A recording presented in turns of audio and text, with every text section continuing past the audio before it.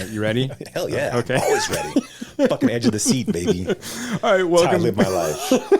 1/4 of a mile at a time. I live my life 1/4 of a podcast at a time. Welcome back, streamers. Any podcaster, any real podcaster will tell you, Brock. To another episode where we scour the dark web in search of some interesting movie fact. That wasn't very good. How about this? Welcome back, Screamers, to another episode where we examine our flawed relationships with our fathers. Yeah, I don't know. Look, today we're going to do Red Rooms, A Dangerous Banger, Nothing in Common, and then the next in our Reichardt repertoire, Old Joy. But you want to talk conspiracies? I do. Okay. Very much so. So so I'm sitting here in my wife beater Vin Diesel shirt with my arms showing because it's a Vin Diesel. This is a Jason Wiseman podcast. I only show my arms for Wiseman podcast. It's true. He was just doing push-ups too, which was weird. Right. I won't do it for Spielberg and Saving Private Ryan, but I'll do it for Why Does the Wilhelm Scream? No one knows what the fuck I'm talking about, but that's okay. Unfortunately, I do. Before we jump into JFK, I have to listen to this. That's the craziest shit, though, right? That's like Vin Diesel, one movie in, and this is like pitch black. He has. It's not even like right. Is telling Spielberg that he won't take his shirt, like he won't show off his guns because he only shows off his guns and Vin Diesel. Like that guy had the biggest, and still does, but had the biggest fucking ego from Jump Street I've ever seen. It's crazy how I mean that he didn't get slapped down at all, and maybe it was just because it was the fucking Vin, baby. I don't know, but that's pretty fucking crazy. And like, I mean, he's not going to go down as some great actor either. But he will go down as a star. Right? No, I know. And that's in Expendables 6, he'll be in that. I mean, like whenever is he? I don't know. I'm just kidding. Did you see that? I guess like agents or people were telling actors not to be in the Expendables franchise. I thought it was the WGA was saying. Oh, was it the WGA? Okay, yeah. I didn't know. And I'm not sure exactly what happened. It was something with the production company, but I don't know what. It's weird. I mean, especially because I feel like, I mean, Stallone. I feel like Stallone's a actor's actor. I know. I feel like he's kind of, and maybe I'm misguided, but it feels like he's kind of tapped into. But isn't Schwarzenegger too? Right. Yeah. I mean, like he's a man of the people. I mean, no. He's going to protect his fellow millionaires. Right. So anyway. Back to conspiracy theories. So I recently saw, at the Texas Theater recently, and I will say this before I get into anything else, but there's kudos to the Texas Theater, kudos to the DFW area, to Brock and the Texas Theater team, Matt Zoller Sites. They recently had a 4 days in Dallas event with Oliver Stone, showing 4 films of his: Talk Radio, Natural Born Killers. Then they showed Born on the 4th of July and JFK. All of them were filmed partially in Dallas. And of course, JFK, obviously, being the theater, and Texas Theater being the theater that Oswald was captured at famously after he shot Kennedy. Supposedly, right? So a great event. I think it's a really, really important event for Dallas Fort Worth film lovers and goers. Even though if they don't really realize it, I mean, I think it's a landmark type of event. And so my hat's off and kudos to those guys to pull it off, because I think that is the type of thing that we should be doing. And I think Texas Theater really is the place that actually can make that happen. So I mean, I think it's cool. Yeah. And it was cool to see Stone, and it was cool to. I chose to see JFK. I couldn't make it out to one on the 4th of July. Was being shown upstairs on 35 millimeter, which is a 165 screen thing. Yeah. So they couldn't. So they had to show it upstairs. So it sold out almost immediately. JFK. Wait, do they not have a projector downstairs? They don't. They used to. They used to show 35 millimeter, but they only have one projector. So they moved it up. Okay. Right? I didn't realize that they didn't get another one or couldn't get. I don't know. I don't know what the decision making process was, but I know that I know that if they could have shown 35 millimeter downstairs, they would have done it. I mean, right. Yeah, I was just And so I chose to see JFK just because, one, it was on the night that I could go see it, and then two, it seemed like the right one. If you were going to choose one, it seems like the right one to choose, right? Dallas's history, the Joe Pesci doing the Texas poppers, the Texas Theater history, Oliver Stone in the house. And so it was cool. He showed the director's cut, which is 3 hours and 20 minutes long, which unfortunately really only adds his family drama. I think Sissy Spacek is great in this movie, but it really is Jim, don't do this because we're all getting, death threats, even though that doesn't really come up in this movie.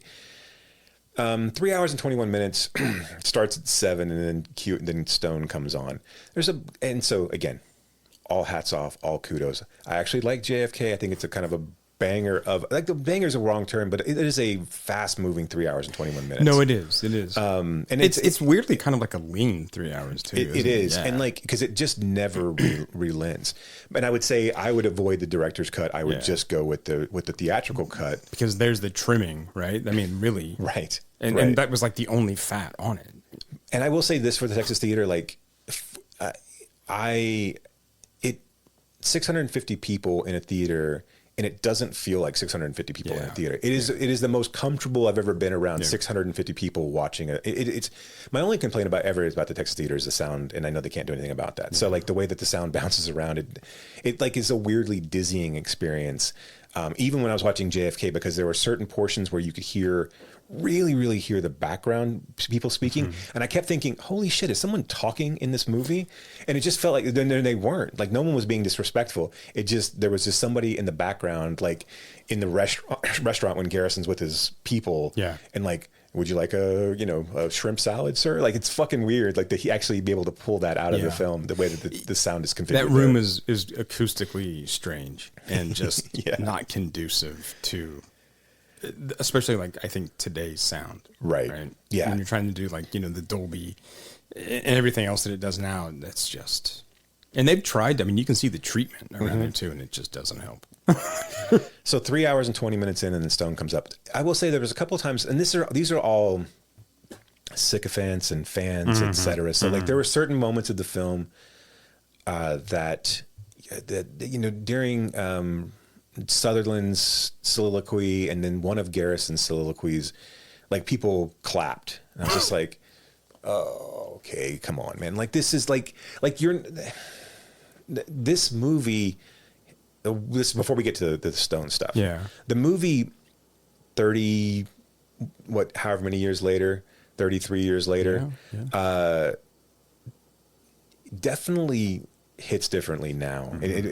Because, and one of the things I was almost laughing in the film, because the film is the worst of conspiracy theory, just bullocks, right? It throws everything at the wall. It doesn't give you any sort of coherent, it doesn't give you any coherent through line to say this is what we believe actually happened. Here's all the evidence. We're just going to give it all to you, and we're going to tell you that something untoward happened, or at least you're not getting the real story. And then whatever it is, whatever the real story is, that's for you to decide. But there's moments in this film, and I think one of the detractions of this, especially after we've gotten also 33 years of things like Law and Order SVU, and also seen, and I'll get to this back in a minute, but also seen all of the results. And I know that Art Bell has existed for a really long time, and there's always been wackos that have kind of bubbled to the top, that have been able to say, what you're seeing is not really real, and there's secrets out there, folks, and they're hiding them from you. That shit's existed since the beginning of time. I'm sure that in old Rome, that there were still conspiracy theorists out there. but there's stuff that comes up in this, when Laurie Metcalf, who's great in this as well, and this movie has fucking everybody in it. I would imagine that if you weren't in JFK, you were you called your agent and was like, what the fuck? Seriously, man, you couldn't get me a fucking bit Everybody's in this thing. Right. So Laurie Metcalf's in it, and when she's talking about the photo that appeared on the cover of Time magazine of Oswald holding the rifle, which is one of the things that kind of convinced people in the public's mind that was Oswald. She says these legitimate words. She's like, if you look at the shadow of the gun, it looks like he's standing at 1 o'clock. But if you look at the shadow of the rest of his body, it's late afternoon. That's presented as just straightforward fact. That is, oh my God, late afternoon? Two different, what the fuck? How the fuck? In 1966? Holy shit, late afternoon? and it just breezes right past it. And there's so many moments like that in this, especially because we've all been conditioned, right? We've all been conditioned, especially post-COVID, of like, oh, they're hiding shit from you, and there's always some bullshit. And if you look over here, and if you look at this, and if you fucking like peek behind the curtain a little bit, or like if you just kind of lighten this picture. Jason, the government's controlling the weather. What makes you think they can't control everything else? According to Kirk Cameron, Hurricane Helene and Milton are just evidences. That's God talking to us and showing us his power. Oh, I'm so dumb. Right. It's just God. Yeah. That's how God communicates with us. I had closed ears. He kills his followers, but that's how he communicates with us. Okay. So just kind of give you an idea. So he hates Florida. He hates Floridians, and specifically Appalachian North Carolinians. Yeah. So I mean, it just sucks. But I know this is way off of but I really enjoy going to Asheville, North Carolina. Yeah. And I mean, I've seen some of the pictures. And I was just there, and I was just, that's such a bummer. Anyway. Yeah. But Kirk Cameron sucks. Great DVD store there. Orbit is fantastic. Yeah. Orbit DVD is really good. They're doing okay. So as long as physical media is alive, we're fine. People don't matter. I mean, you make a good point. I know. But this movie, it is 3 hours of throwing every single piece, regardless of whether it's legitimate or not, evidence at the wall. And this movie makes Garrison look like, and I'm not sure, again, I haven't read his books, and I'm assuming that the case against Shaw just seems like a fucking ego boost more than anything else, because he had to have known he wasn't going to win that case. It's the flimsiest of cases, and it just feels like he wanted to get out in front of people and do the back and to the left, and to really kind of introduce the Zapruder film into the public. But he had no interest in really trying to build an actual case. He just wanted to say, "Hey, here's all the things a publicity stunt that could possibly happen." Yeah. The jury deliberated, for less than an hour and came back and said Shaw was not guilty. Yeah. There was nothing that he put forward, and so this movie does all of that, right? And it is 3 hours of relentless, here's this and here's this and here's this, and maybe it was a CIA, maybe Jack Ruby, maybe it was a homosexual thrill kill, maybe it was a pro Castro, communist Cubist, a reaction, revolutionaries in America. He doesn't ever narrow down his focus on any one conspiracy. And he fucking said, as he put the trial together, and this is Garrison not in the movie, he said, he was like, I know this is a we're going to prove this without a shadow of doubt. At no point do they actually have a coherent set of evidence that says the CIA was involved, that anybody other than Oswald did this. Now, he may have been egged on by people. He may have been supported by, and of course he was. There were Russian sympathizers in America at that time. And here's the thing. I'm not saying that all conspiracy theories are not true. I'm not saying that the government hasn't committed some fuckery and that there's not, but everything that he presents in this, from the Donald Sutherland, Mr. X, who was one of, was on the chief of staff of not the chief of staff, but on the joint chiefs of staff or whatever. He did something for JFK's administration, right? That's an actual guy. And all of them, and again, I understand how you can spin this as well, but all of them were kind of crackpots, and historically crackpots. So anyway, we have this Q&A afterwards, and at no point does Stone it just, I told you when I texted you, I was it feels like a liberal Trump rally. Yeah. Because one, they didn't do a Q&A. It was really Zoller Seitz and just a conversation. It was a conversation. And then they did a Q&A with on Instagram or whatever, if you could send in a photo. And then by that time I actually left because I was I can't sit through this anymore. But because it wasn't going anywhere. And it really was at no point did Stone, the only thing that Stone said that was really meaningful was he knew that Garrison had no case, and that this was, but it's still, if you listen to him now, and granted I know he's old, but it still feels like he believes all of this, right? And but again, the movie, okay, so Garrison can't, right?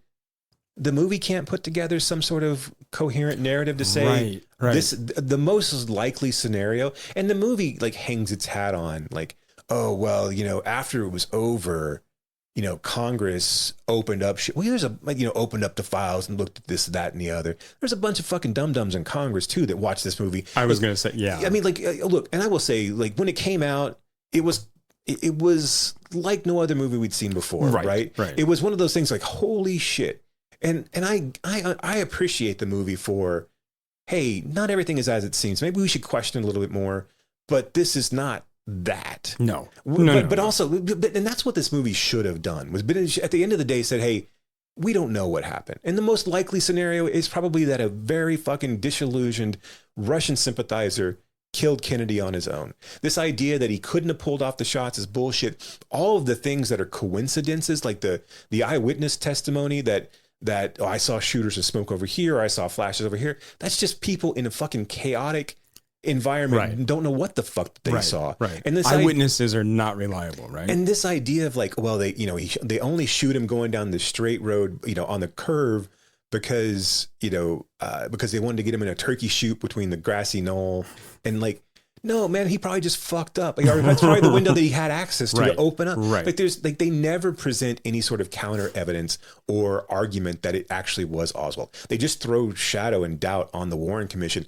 which at that point, like, this is a nation in mourning. Yeah, should we have done more? Should there have been more finger pointing? At this point, we're halfway past the Bay of Pigs, and also this is a country that desperately wants to go into Vietnam and start another fucking war anyway. Right. So why the fuck would they? Why would they turn? Look, and again, I'm not saying that that's right, and clearly it wasn't. But why would a U.S. government put together a report that said, well, yeah, I mean, probably the FBI and the CIA were involved because Kennedy didn't want to send Vietnam. Right. I mean, so none of that. Like, he doesn't ever present. And this is my, obviously I'm not going to sit here and this is my problem with the fucking conspiracy theories anyway. They don't ever have a reason really why. There's a whole bunch of different reasons. But this, I guess I was just disappointed in the fact that Stone wasn't like more cognizant of like, you know what? I mean, like, I don't know if Oswald acted alone. I think there's a lot of, if he had just said there's a lot of different evidence out there, and there's a lot of different coincidences, not even evidence, but just coincidences and things we never answered. And like, there was a lot of botched things, and we should have looked deeper into the assassination of a beloved president who was probably going to win a second, second term in office, and could have changed the course of U.S. history.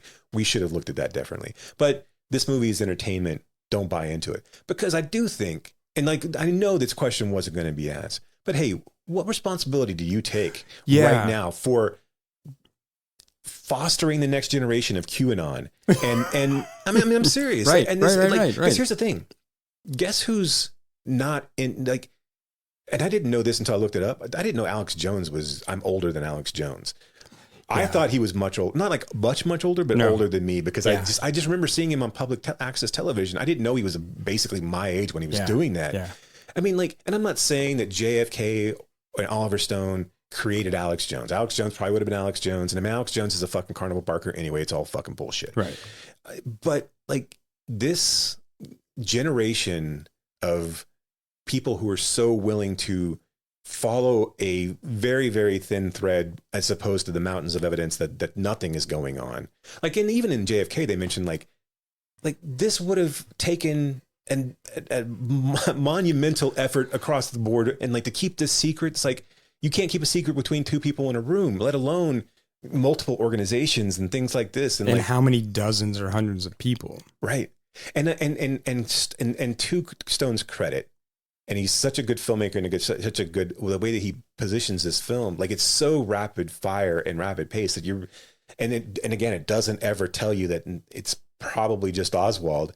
That of course he builds a compelling story here, even though it's all over the place. Yeah, he doesn't give you time to question. Right. Yeah. And so only with 30 years of time and 30 years of like, well, if you look at it this way, it looks like you can kind of see where there's a little line right here where the Photoshop wasn't perfect. It's the same. Yeah. It's the same bullshit, right? Yeah. But I was just like, okay, this isn't like, I don't know. I think I have ultimate respect for who Stone is in the realm of American filmmaking, and I do think he's one of our greats. But man, fuck that guy. But maybe not so much like American intellect, right? Just like, I mean, like, if you truly bought And for a guy who kind of built his career on telling it how it is, right? Yeah. He's the first one who kind of got us past these John Wayne Vietnam films where we're this heroic entity going in to save the Asians. From communism and themselves. Right, and themselves, yes. This great shining beacon that will save the third world countries from themselves.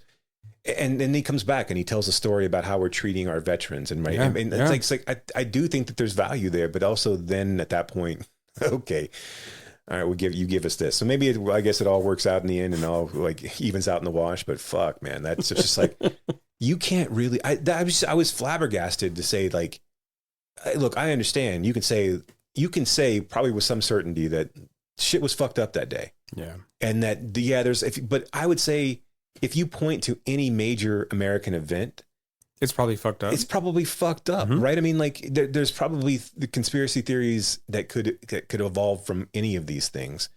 And the amount of times, and this is also the kind of what's fucked is like the amount of times that coincidences have happened, where, how fucking World War I starts.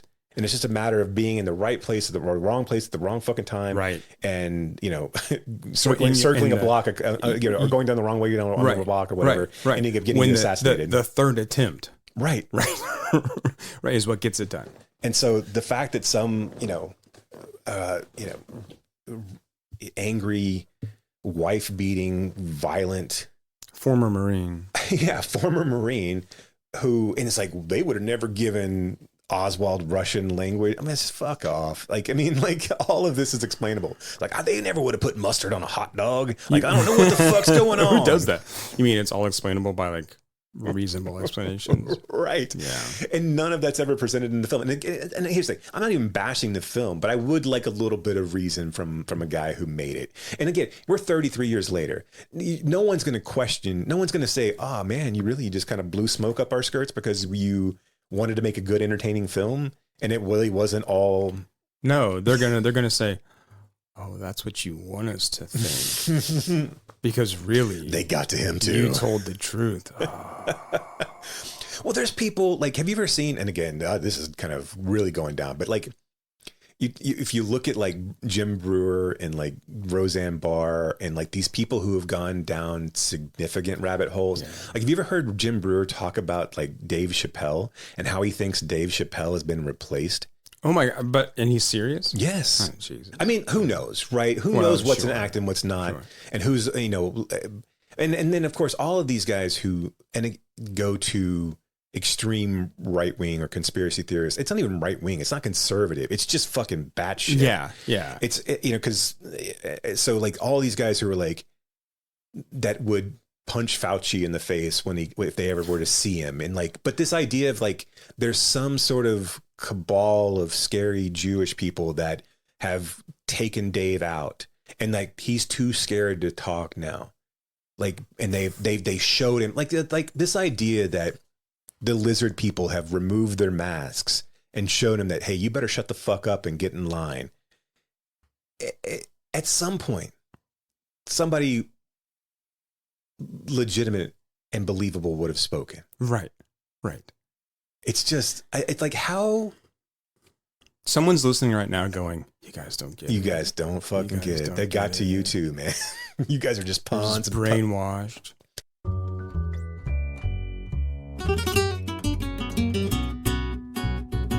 Movies, right?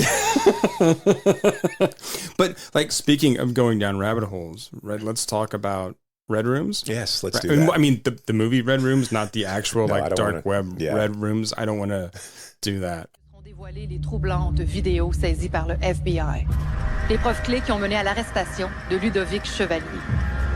Ce qu'on va tenter d'établir ici, c'est que Ludovic Chevalier est l'auteur de ces meurtres, qu'il a filmé pour un auditoire privé, prêt à payer pour voir ça en direct, dans ce qu'on appelle des Red Rooms.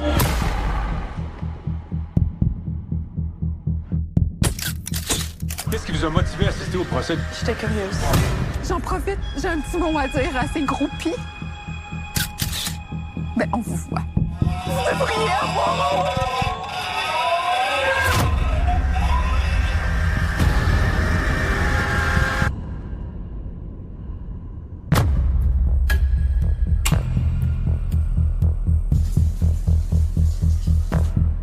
Mais toi, t'es-tu genre une mannequin full célèbre ou genre une joueuse de poker full riche? Regarde la balle. Et vas-y! Je tiens donc à m'excuser pour ce que je vais vous infliger. Je demande à tous ceux et celles qui ne sont pas concernés de bien vouloir quitter la salle d'audience sur le champ.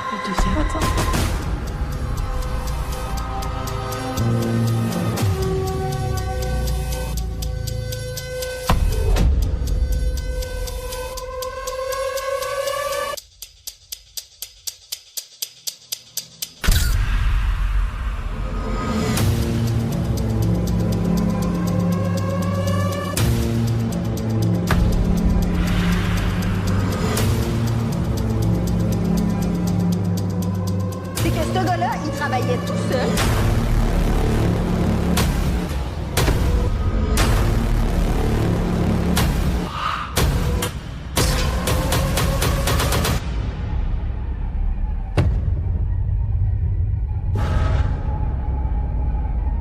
So a model becomes obsessed with a high-profile murder trial.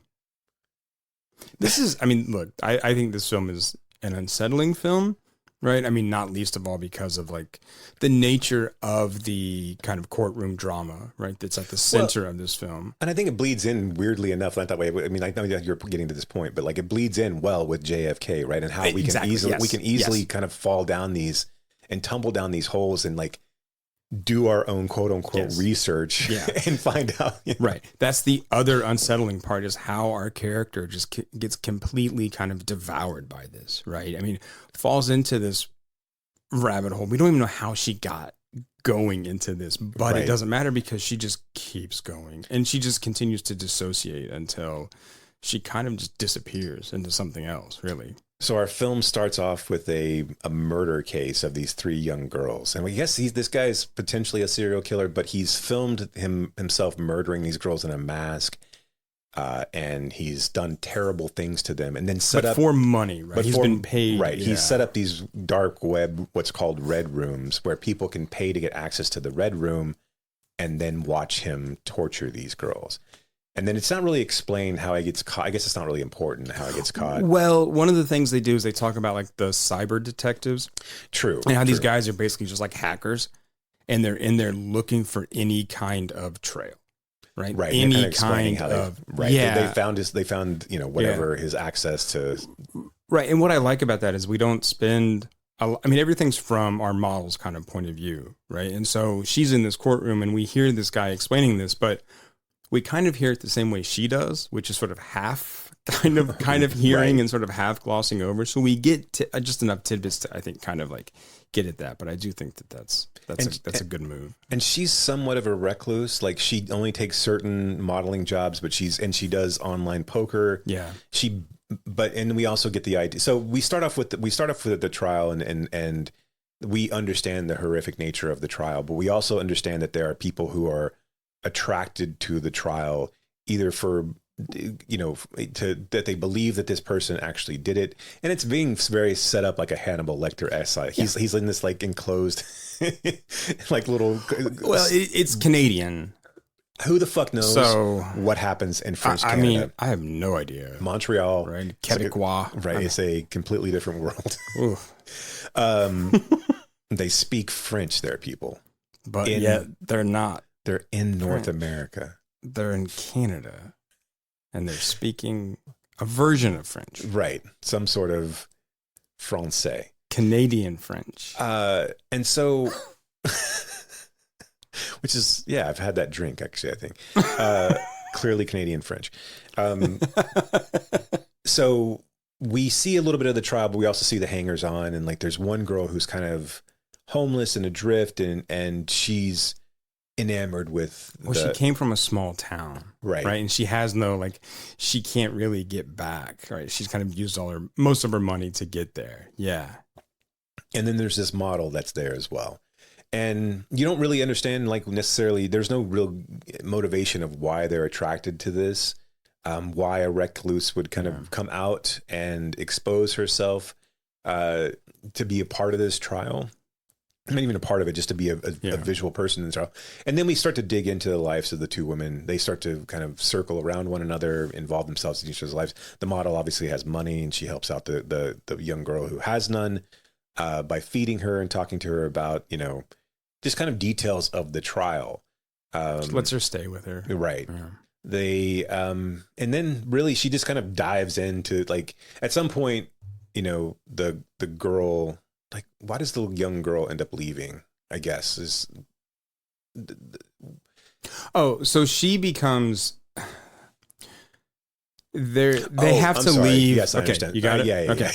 So basically, I think, you know, the model starts to kind of explain to the young girl about the technicalities of all of the trial and kind of digging into of the crimes itself, right? And of the dark web. And she's like, hey, she starts to show her, hey, here's how you get to these sites, and here I'm playing poker, and she starts talking about how it's not really gambling if you take out the emotion of it all, and it's just about money and the numbers, and kind of aligning herself with the actual murderer in this case. And that's why obviously the young girl's attracted to her.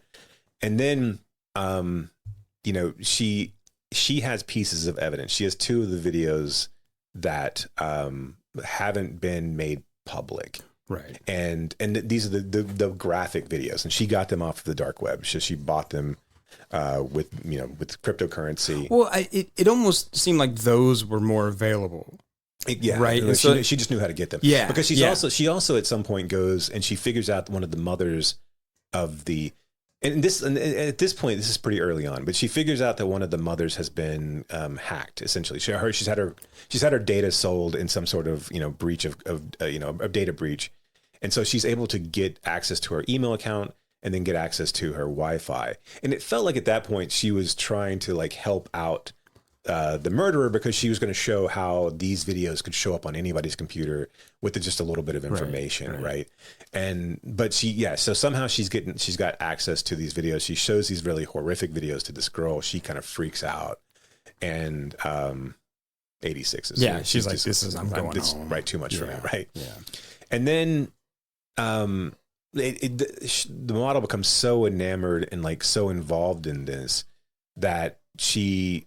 In order to get a reaction out of the murderer, she goes to court one day and dresses as one of the girls, even putting on braces. And it's the girl whose video they haven't found. Right. Right.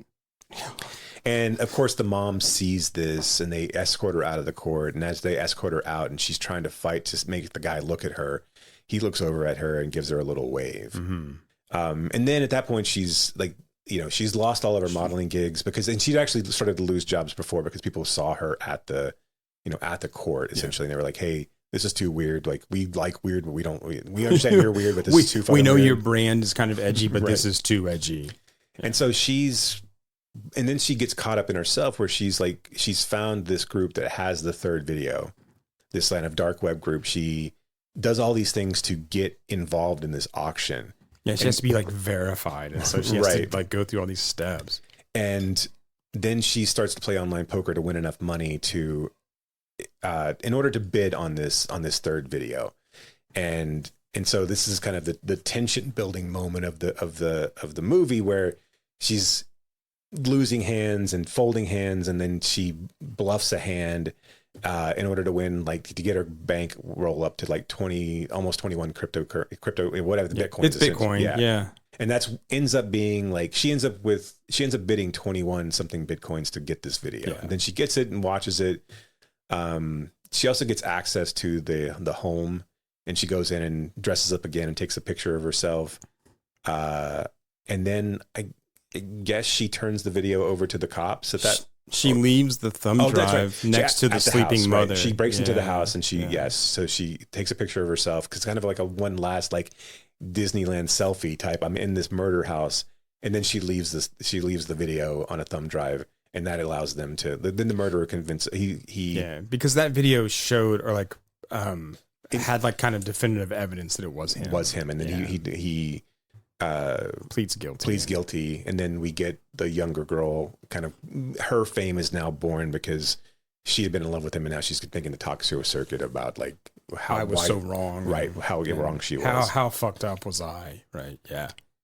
I feel like marketing this as a horror film is a little much, but like I know, but I did enjoy it. I mean, it's very engaging, I think. And it's tense, like you said. Yeah. It's not a great movie by any means. No. I probably won't go back to it very much, but I did like it. I mean, just like the nature of snuff films is not something that I'm like, you know what I really want to watch tonight again? 8mm film, but yeah, right. Yeah, snuff films.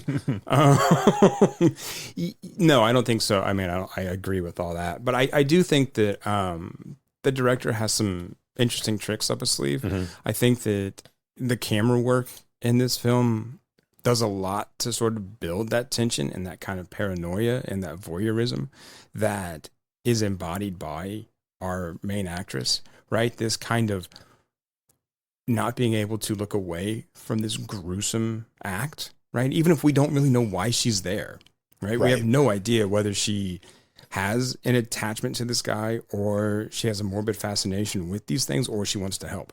It's like you have no idea. Right. And she's seemingly desperate for human connection, even though she's seemingly aloof with it all as well. Like she's really cold and robotic. She is. But then when the young girl comes in and she sees kind of, a trainee and some stuff, she buys her a racquetball racket and tries to teach her racquetball. Right? I mean, which was funny. She buys her clothes, obviously. Yeah. And then when the girl leaves, she tries to give the racquetball racket back, and she's like, "No, it's yours. You can keep it." Yeah.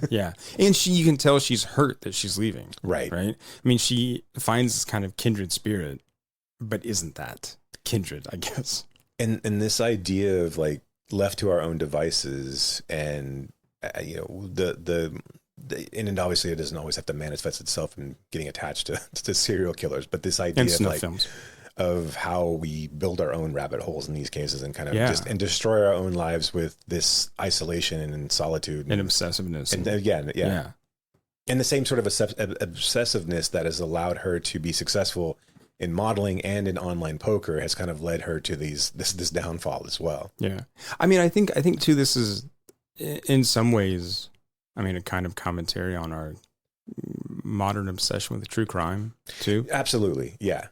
I mean, whether it's podcasts, whether it's, I mean, not this podcast, clearly. No true crime here. We're just killing it with takes. I don't know. Sorry. I'm just, that was terrible. I should cut that out, but I won't. Right.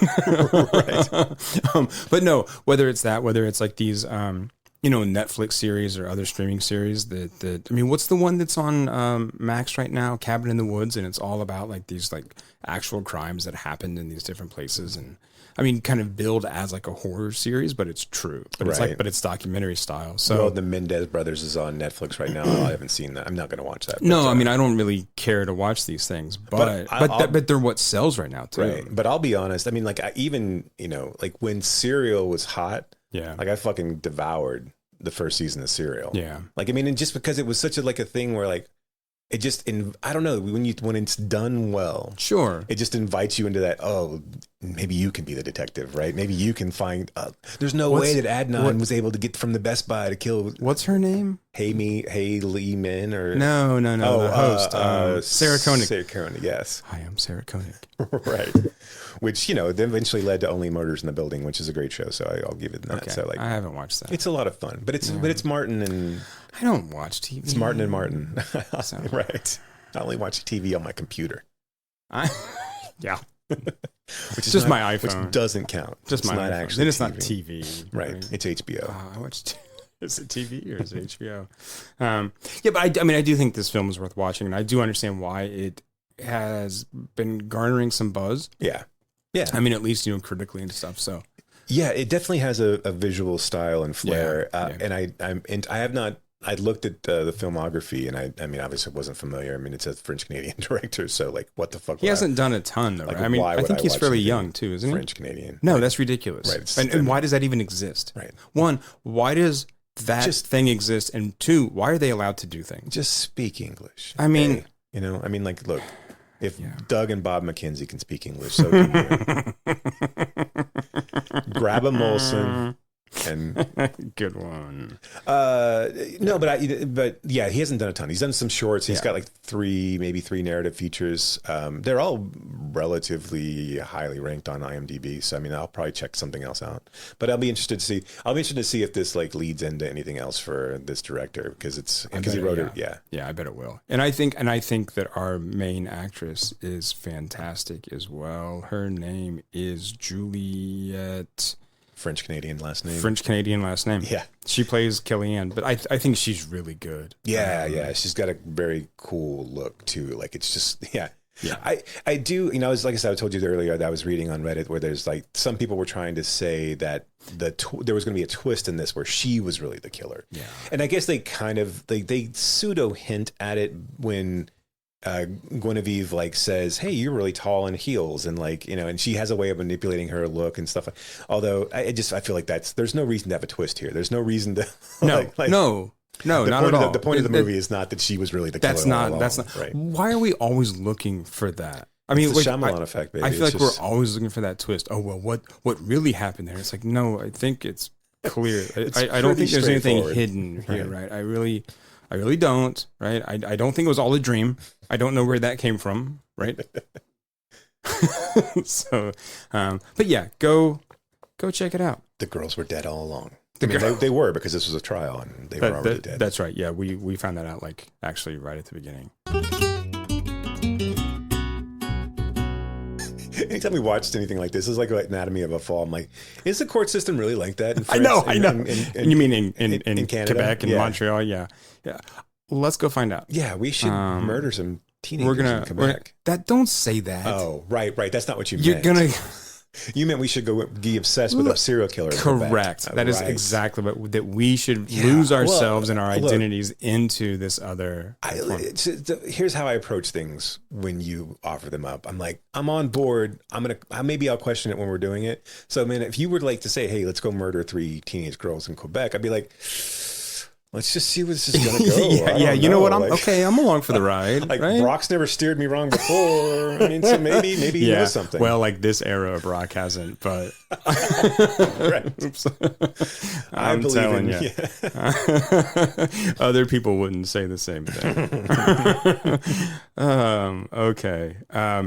Well, let's go ahead and move on to a movie that is very similar to Red Rooms. And that is the Tom Hanks, Jackie Gleason vehicle, Nothing in Common. No phone call. Oh, no. Hi, you've reached David Basner. Leave your name and number. Ready? It's Max Basner, your father. I thought you'd like to know your mother left me today. What? Life's been good to David Basner. Would it be possible afterwards to have a drink? No, it wouldn't. Hey, is my nose bleeding? Huh? I just got tagged. He's managed to become a success. Basner's the new creative director. He's good. And I wear bikini briefs. Without becoming an adult. You're just, Oh, childish, immature, and selfish? That's right, I am. Do you know how much money I make for thinking this way? It is economically unsound to grow up. You're right. But what happens when a guy who never grew up... So, Mom left. Do you see anyone else here? ...has to adopt his parents. Mom, why don't you put on your shoes and come out of the cage? Put it back. Put it back. Shame on you. I was going to get rich and move into a luxurious mansion, and my parents were going to come visit me once. And they were going to say, oh, what a nice mansion. We love you, David. And I was going to say, I love you too, Mom and Dad. Then they were going to go away and die. I know you hate me, but you have to help me.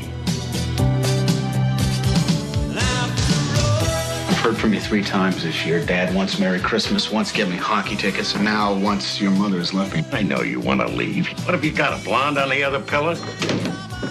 Seduced and abandoned. Look closely, girls. This is what you want to avoid later in life. I mean, I didn't leave because of the yelling. I left because of the silence. So she's not coming back. Who the hell needs her? Babysitting your father will drive you crazy in a week, you know.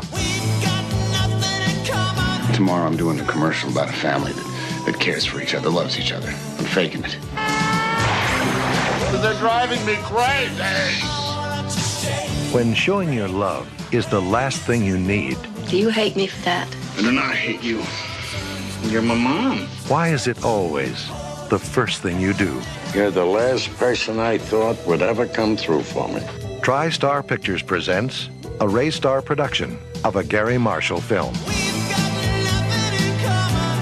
It's a comedy and a drama, just like life.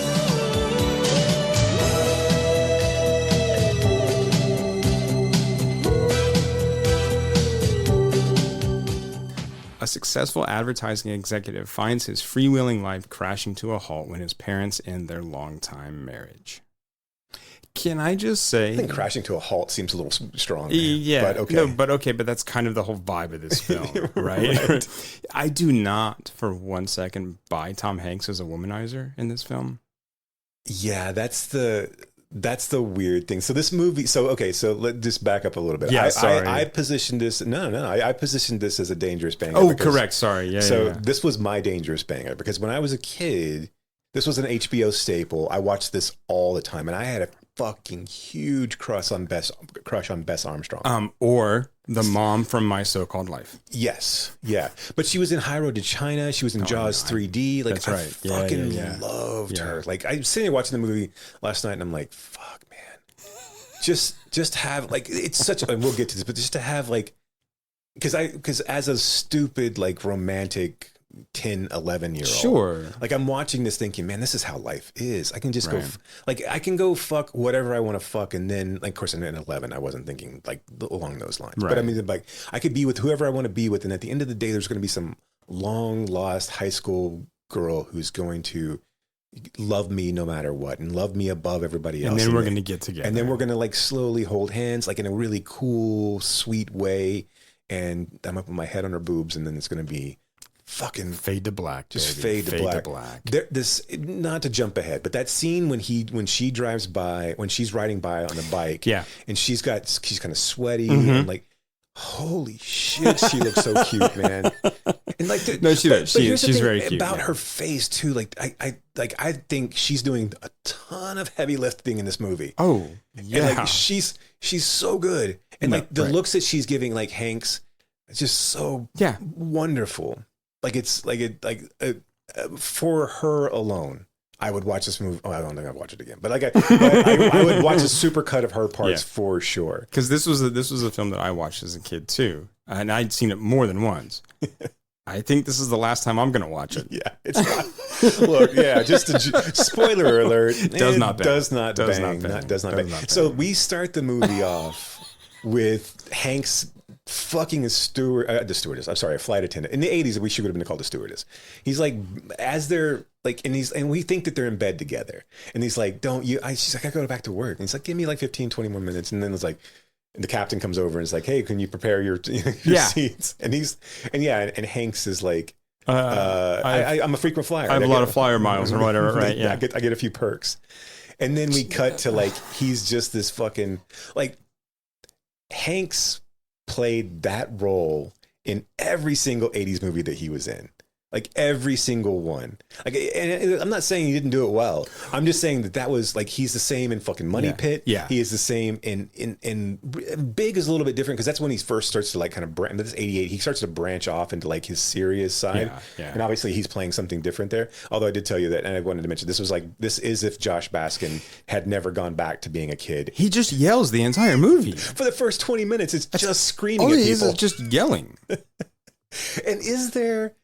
Like, why were we so fucking enamored with advertising agencies in the 80s? I don't know. Mr. Mom. Right. What's the not Couch Trip, but the one with Dudley Moore and Daryl Hannah, where he's the fucking Christ. It's not Couch Trips. That was the other, but it's Smart, Crazy People. Oh yeah, right. But there were so many movies where we were just like, and then of course, like, I mean, obviously, Bewitched. Wait, and like, isn't Disclosure like an advertisement firm too? Yes. No. Well, maybe. Because I know that's like later, but I feel like it was something similar, but it's like a boutique kind of firm or something. They were doing some sort of like, but they were doing some sort of AI like thing. There was some sort of software, right? So we went from advertising to like tech, yes, didn't we? But I mean, we did, right? Because that's what happened in the 90s. Everything was like the net and all those, virtuosity and a computer specialist. Okay, but it just felt like the advertising agencies were like the creme de la creme of. I think I've said that 3 times on the podcast already. That's okay. Episode. That's okay. But it was it's the pinnacle of your corporate success was to work for an advertising agency. So we get this. Tom Hanks is this like wonderkind of like an advertising. He's on a smaller firm. He's not New York or LA. He's Chicago. He's keeping it real, folks. But he is an up and comer, wants a partnership, and he knows what they do out in LA.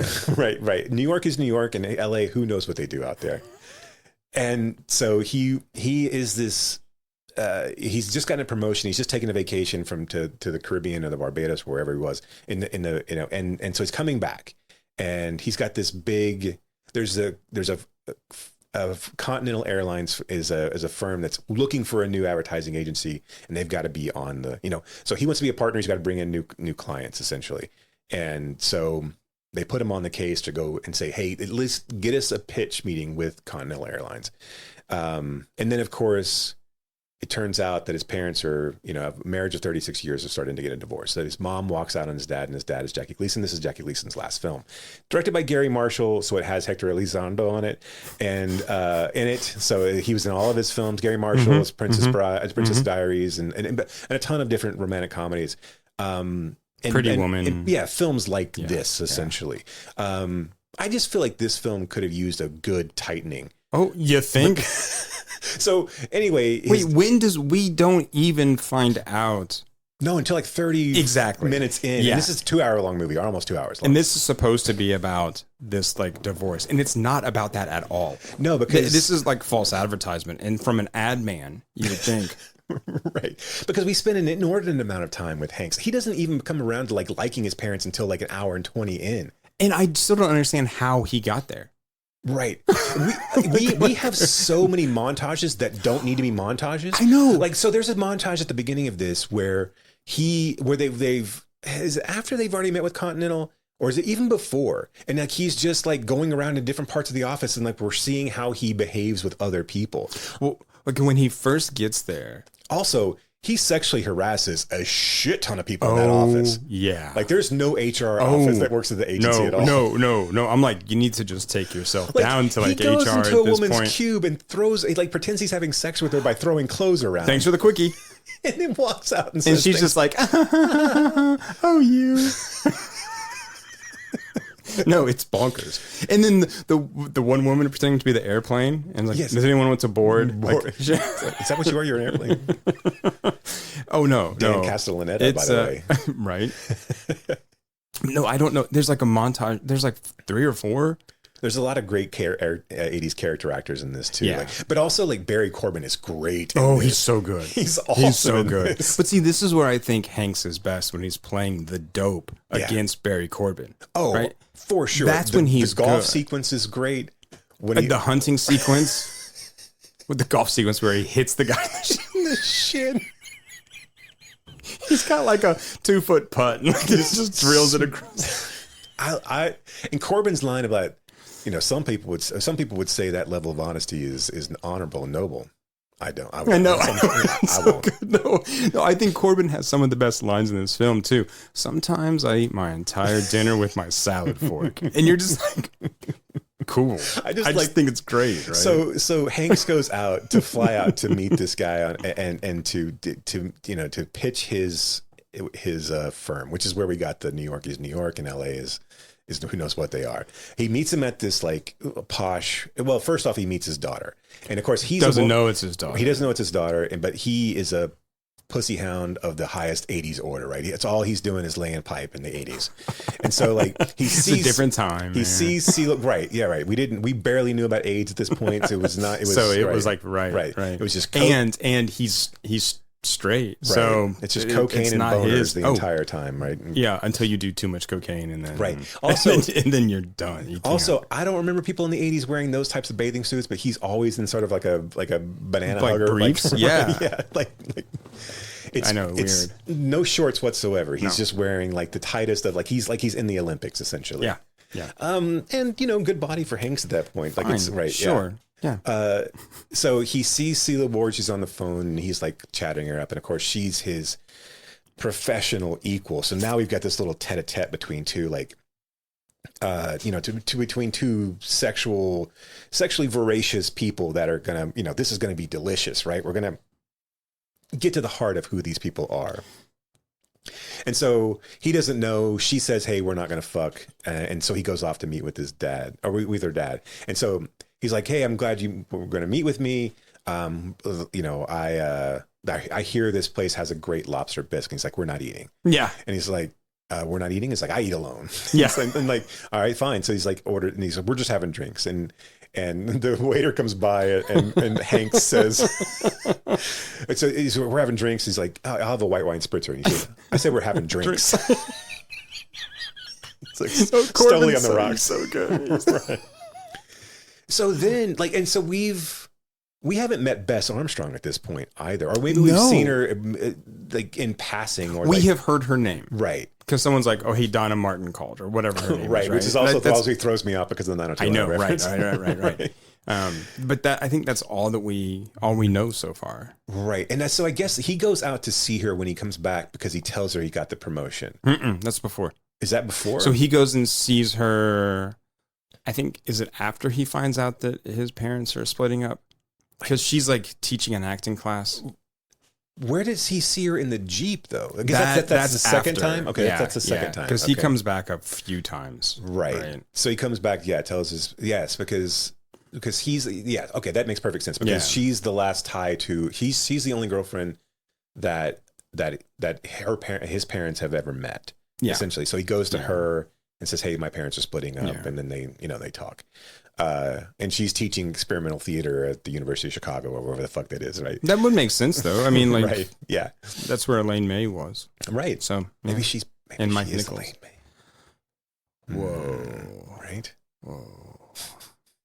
Experimental theater would have been right up, and teaching kids how to be amoebas. Yeah, right. That feels like something. I think Elaine would have done that, but like just to fuck with people. So he goes and pitches this, and of course, him and Celia Ward like come together and say, "Hey, we're gonna bang it out." And and then there's this whole series of him having to jump through hoops to pitch this thing, and so he goes to Barry Corbin's ranch, and they're duck hunting, and they're like, and he's playing a song on the duck call, and then. This is funny too. This all their interactions. This is why this kind of movie. There's a few like.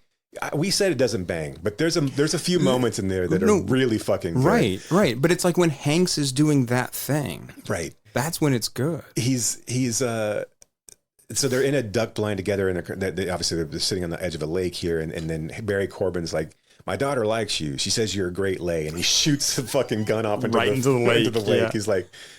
He's like, that's a strange conversation for.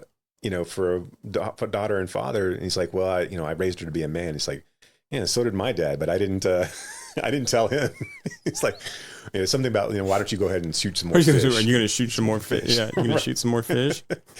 And then the weirdest sequence, and I guess like me seeing this as a 10-year-old didn't put this together, but the weirdest sequence in the movie is a horse mating scene, which all it shows is them like which is so they go and they're like, "Hey, this is how he gets this is how Hanks gets the job. It's because he's read up on some horse breeder, and so like Corbin's like, "Hey, I've got a prize stallion and a mare, and they're going to go, why don't you go watch them breed?" And then, okay, so they go to the breeding stalls or wherever the horse fuck room, whatever. There's a kid in there with a video camera that they have to usher out. This kid's just videoing a horse. He's just hanging out, right? Celia Ward ushers him out. And then there's this guy who evidently is, has to watch them. He has to watch the horses mount each other. And then, but the interplay between the horses gets Celia Ward is like mirrored, right? Right. Yeah. So there's like eye glances between this is a fucking bonkers scene. There's eye weird. glances between the horses, and then there's an eye glance between Cela Ward and Tom Hanks. It's weird. There's a foot stomp between the horses, and there's a foot stomp between the two of them. And then eventually they're like, you know what? We're both randy because we've got horse pheromones all horses. over. Watching live horse Let's porn. go roll under a tree. Let's go roll. When I will say this as a kid, and this may say more about me than I wanted to say, but like I did think that was a really like kind of like erotic, sexy scene when they're like rolling around. not the horse stuff. No, okay, sure, Jason. The stuff by the tree. I always thought, I don't know why, but like, Cela Ward's legs and jeans and that particular, I'm just like, man, she's good looking. That's just Cela Ward. Yeah. I mean, Yes. look, and I came to Cela Ward. I came to find out about Cela Ward by watching Sisters. Mm-hmm. Right? Okay. Anyway, yeah. You don't watch TV, but sure, I get it. Yeah. This was This is when everyone had to watch TV. when I was how old watching fucking Sisters. Anyway, yeah. And that's why Brock's the feminist that he is today.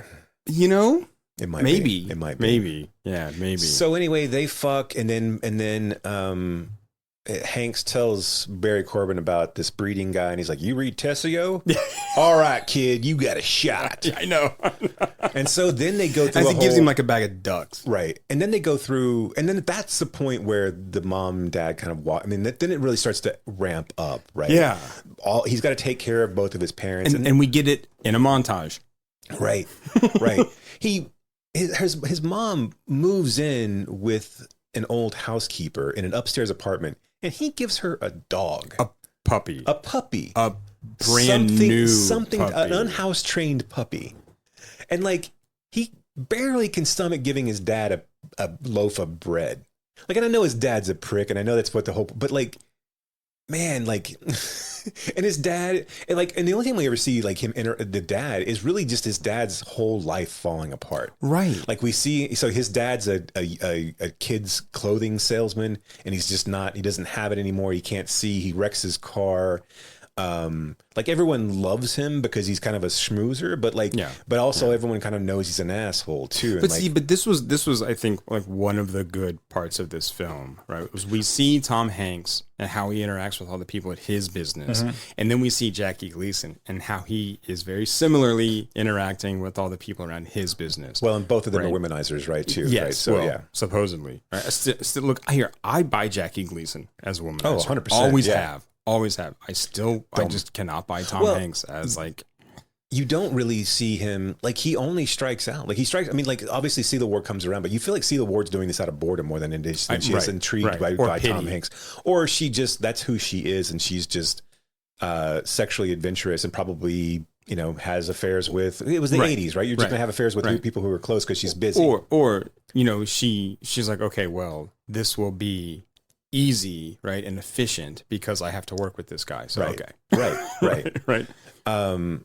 And then we get back and forth between, and like I said, in multiple montages, a back and forth between how he takes care of his mom, and how he takes care of Jackie Gleason. They come back and they start to put together a pitch meeting, another montage about how they do the pitch meeting, and they come up with this idea to do this like kind of long distance telephone commercial for an airline. Whoever the woman playing the grandma is, so cracks me up. So during the pitch meeting for this, and this is why I forgot about this sequence, and I was like, holy shit, this is why I love this movie. Yeah. It's because that sequence is so fucking funny.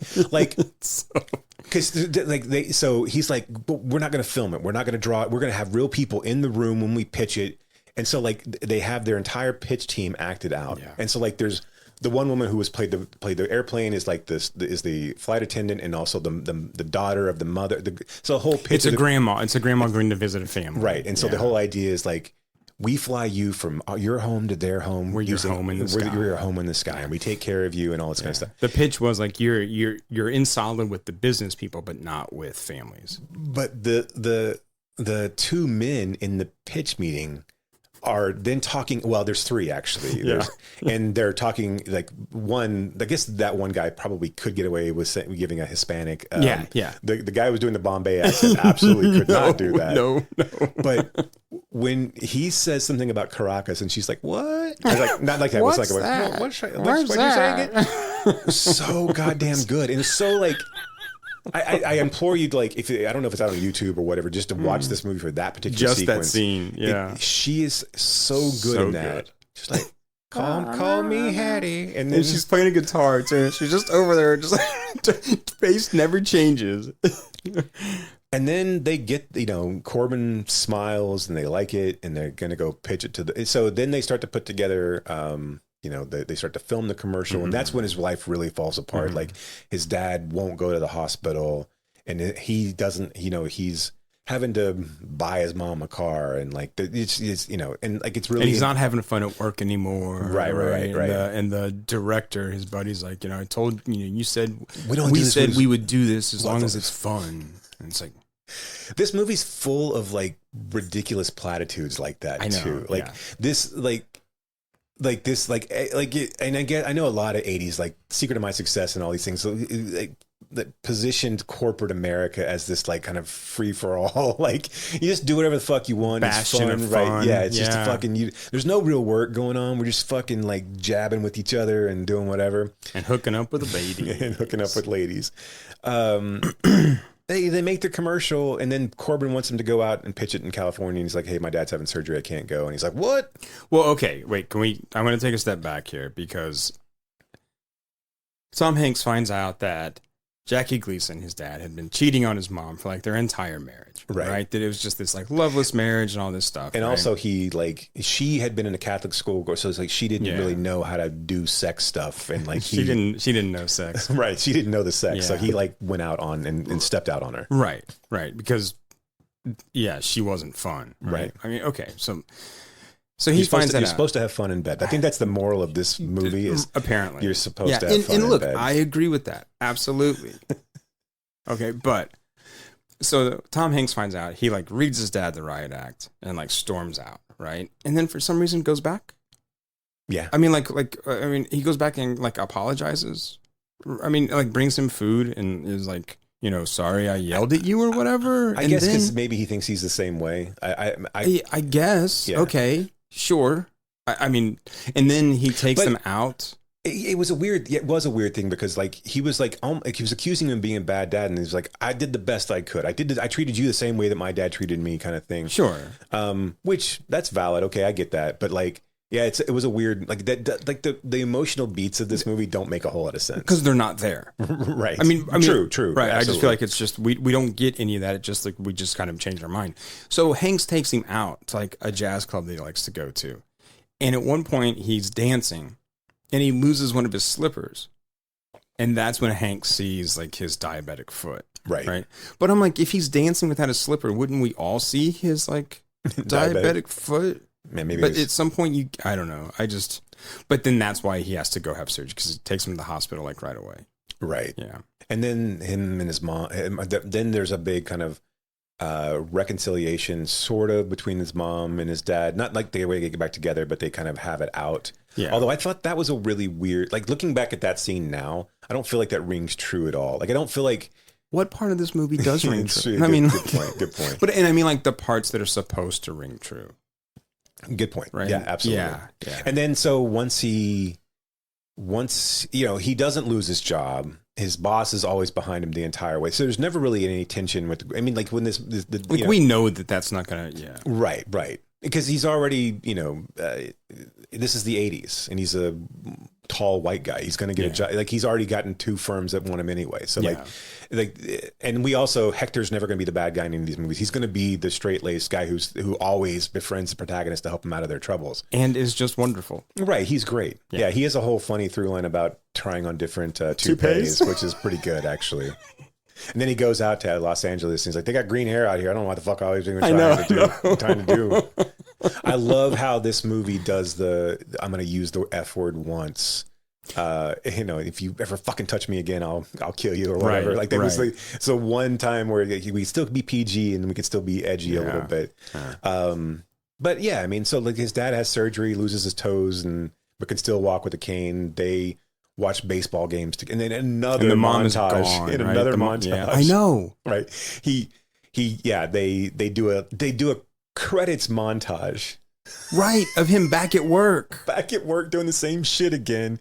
But having fun. But going back to being, he's the old David Banner now, man. It's just fun. It's it's cool. It's all good. He has his girl. Bess Armstrong comes back and it's like, I'm no longer with bicycling guy, the other professor of psychiatry. She goes and she visits him at the hospitals and they hold hands and they're together now. Because she looks comfortable. Great in jeans too. Yeah. Goodness. Yeah. And sweaters. I don't know what it is about her. I don't know what it is. I can't. It's inexplicable. I just cannot see the mom from Myself on Life. That's who I see. But the closing credits montage is an interesting, literally the credits are rolling when we get another montage of the same shit we saw at the beginning of this movie. So now we know everything is fine. Yeah. And he's with his dad watching baseball games and his dad's like playing cards and still betting on the ponies. And like his dad hasn't had that much of an emotional arc here. Like he's really turned out fine for the 36 years of abuse that he gave his wife. I know. This movie's so lighthearted for a film that has such heavy, should have heavy overtones too.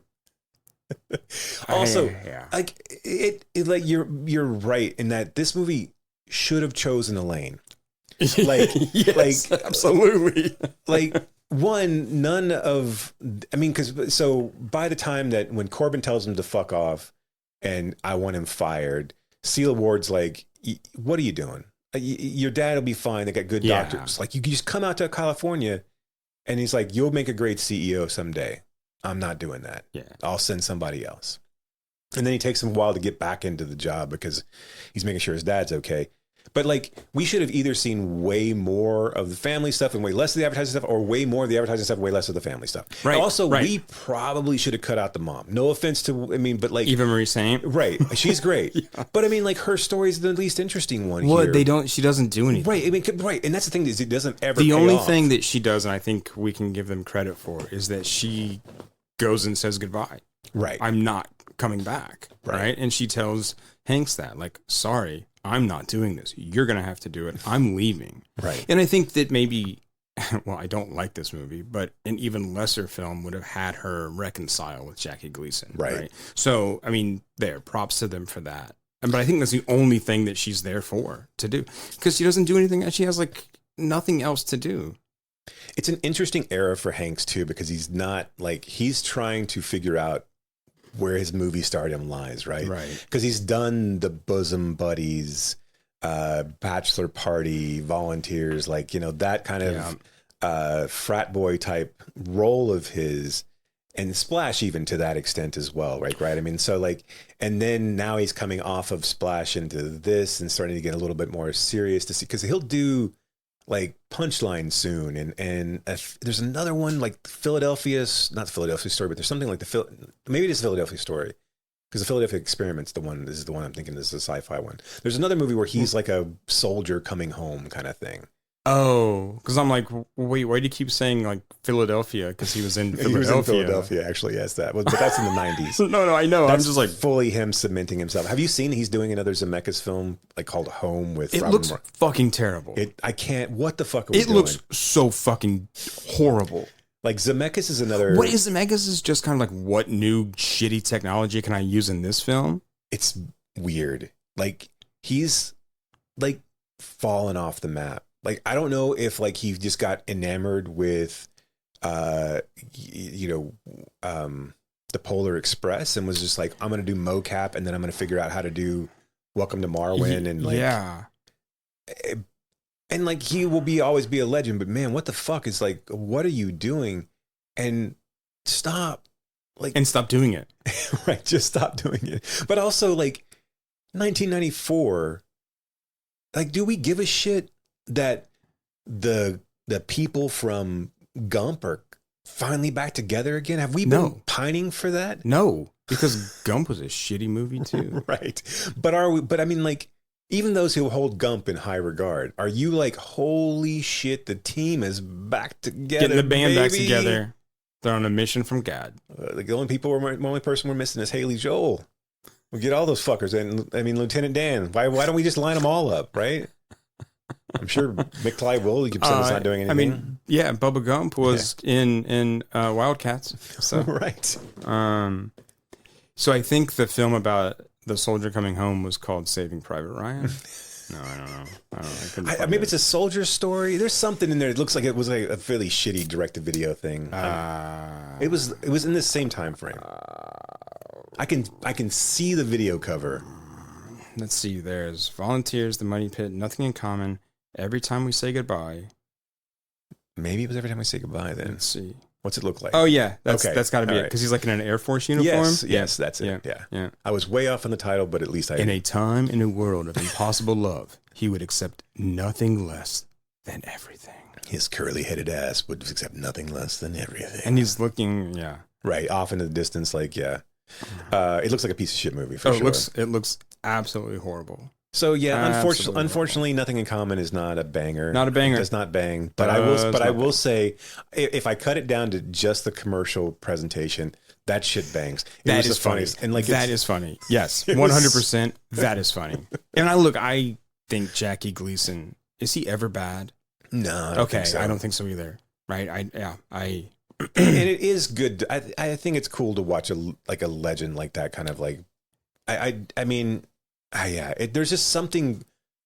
There's something about those old Hollywood guys that exude this level of, and I know it's like weird misogyny and it's wrapped up in a lot of that too, right? But there's this level of like class and sophistication. You know, he walks around, he's always in a suit. It's always even when he's like dancing around, he's got like a fat tie and like he's still they're weirdly like he's got a comb over that looks cool still. Like it's just like and his little mustache. Like I bet he smells like Old Spice or something really cool. Like I mean, like he's got like I bet he's got butterscotch in his pocket. Absolutely, butterscotch is in his pocket.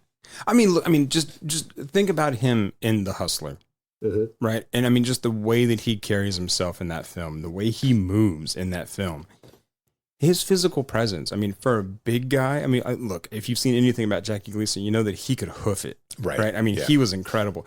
But even in a film like this, just his movement and just the like attention he pays to how he moves in everything is.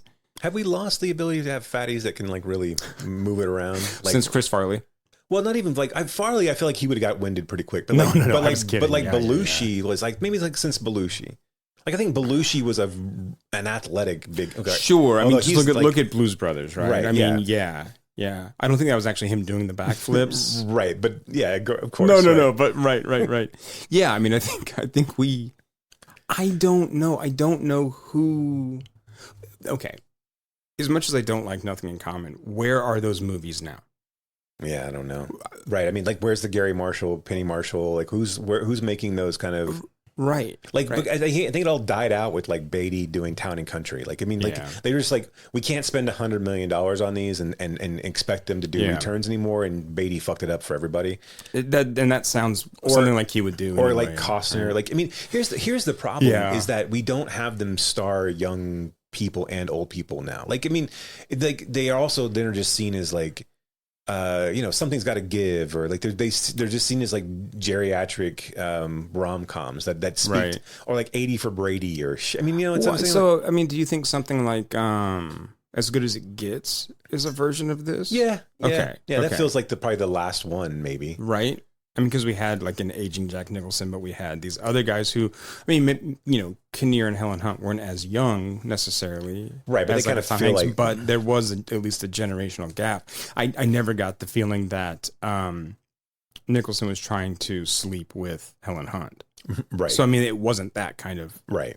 Yeah, I don't know. I mean, I don't think they make serious adult movies in mainstream anymore at all, anyway. So right, no. And I'm sure I could name off 5 of them if I just thought about it, but it just doesn't feel like they make those anymore, right? I mean, I know, but I don't even think something like My Old Ass is like that. That's what I mean. It's not. That's a young adult movie, right? I mean, for all intents and purposes. No, right? And then even like the rom-coms. My Old Ass is like a well-done version of a Nicholas Sparks. Sure. Not to give anything away. No spoiler alerts. But you get what I'm saying. But yeah, they don't. Like these films don't exist, do they? I mean, the lake, like when Sandra Bullock stopped making movies, is it gone? Like the Lake House, is that one? Does that qualify in this case? That's kind of a I mean, I guess I don't know. I mean, yeah, maybe I don't know. Did we all turn them into fucking Christmas Hallmark movies? And I wonder. I wonder if that's what happened. I mean, I'm trying to think there's nothing on the horizon that would fit into this category. No. Nothing coming out soon that would fit into this kind of category. And that I just mean like this. Or do they all just go like direct to streaming? I guess. Like, are they there and they just don't? And no one ever knows about them. And we're just in a different fucking era of films, which is why this sucks so bad. Right. Well, and I mean, it would be interesting to go back and look and just see what was at the theaters the same time as Nothing in Common, right? And like just a list of films, because there's obviously a lot more, right? So you could go see, oh, my kids are going to go see this, and I'm going to go see Jackie Gleason. I mean, right? Gary Marshall made his bread and butter on films like this. It wasn't. No, I know. I know. So, I mean, it's just it's even like Nora Ephron films, right? I mean, yeah. Okay. Anyway, all right. Don't go watch Nothing in Common. Go watch the commercial scene, because that's hilarious. We'll see if it's on YouTube. Maybe we can post it. But yeah. We'll see. Why don't you do some digging on that? But when he says Caracas, and she's like, "What? What was that?" I'm not doing it justice. It's not like it's a Martin. What? I don't know. Her voice. Yeah, it's just when she does the old lady voice, it's just so good because it's also feels like it's in the background somewhere. It's so small, but that you can. It's so funny. It's just great. It's also like it's one of those scenes too. Like if you don't watch, like if you're facing away, or like it's so funny even then.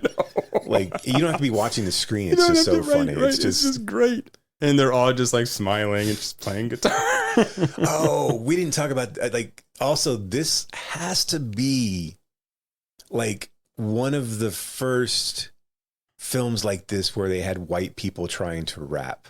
Oh, that was so fucking bad. But I did think Dan Castellaneta doing the dance with in the background was pretty funny.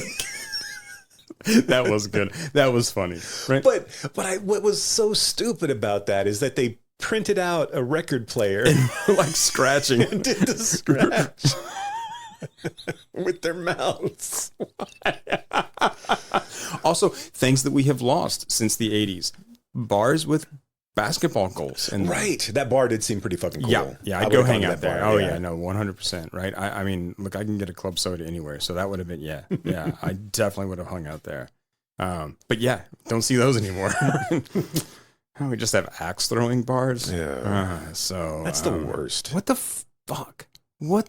I don't understand these things. I know that I'm like an old crank, right? Who doesn't like to have fun ever. But I don't get it. I don't get it. I don't either. I really don't either. Because it's not like it's not like. I mean, if you go, you can throw different things other than axes, but like it's not really like. I just feel like the appeal is over almost immediately, especially once the first thing bounces back and nearly hits you. Then you're just like, why am I doing this? I think that was on America's Funniest Home Videos. And also, then we make competitions out of everything. Like I don't like. Am I going to get into like an adult axe throwing league so I can, cheat on my wife? I don't know. That's what I mean. That seems like the only reason to do that would be to like. Isn't that why people play pickleball? Yeah, or kickball. Yes, is pickleball the next kickball? I guess. Right. Well, we just got to figure out that we're. I like how pickleball just like sprang out of nothing, and all of a sudden there was this thing called pickleball, and I'm like. And there's like these weird rules. Why? Yeah, it's weird. Like what hits and what doesn't. Like why doesn't trampoline basketball hit? Like why? Why aren't there trampoline basketball courts everywhere? But I mean, I don't know. I'm sure someone can explain to me the difference between pickleball and tennis. But what I understand is pickleball was more of a old people's sport, right? Like it was to get them engaged. Yeah. Now, of course, we can't ever fucking. We got everything to the extreme. Now we got to sell it. Right. And so now, like, you got to buy an $80 pickleball racket because that's a thing you need to do. And like, I mean, whatever. Cool. And now there's legitimate, like here's the thing, long term, just longevity speaking, like there's a restaurant called Chicken and Pickle. And it has pickleball courts. How, like, do you think that's going to last? You think that phenomenon of people, like, 10 years from now, We've saturated the market with pickleball. Why is everything a fucking gimmick, Jason? Like, why is there always like, hey, here's our new restaurant with a bocce bowling court? It's because we can't. Well, I actually like bocce ball, but I mean, like, we can't get off unless we trick shit up. We can't just like sit there and eat a chicken sandwich. No, I mean, that's missionary style. I gotta fucking ratchet it up. Yeah, but look, man, ankles behind the head. Look, I was gonna say, if the chicken's good enough, doesn't matter, man. I gotta fucking put car batteries to my nipples and do the whole goddamn thing. All right, look, everyone's got their kink, and that's fine. Look, I'm not here to disparage your kink. I just sex while skydiving. It's a whole thing. Like I can't enjoy something that my forefathers enjoyed. Okay, yeah. I have to ratchet it up. I gotcha. I have to put like ghost peppers on it, and I have to cry while I'm eating it. I got to consume it through a hole in my. Well, stomach. I mean, I cry during sex too, so it's fine.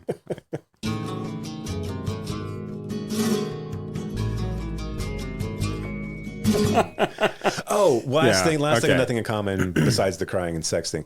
I do also miss movies that have the title of their movie in the theme song.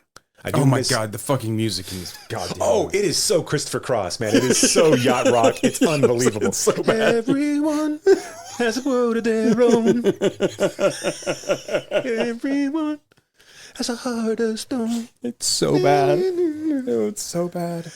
Yes, it's fucking terrible. It is such an also, Michael McDonald, Arthur, just kind of shit.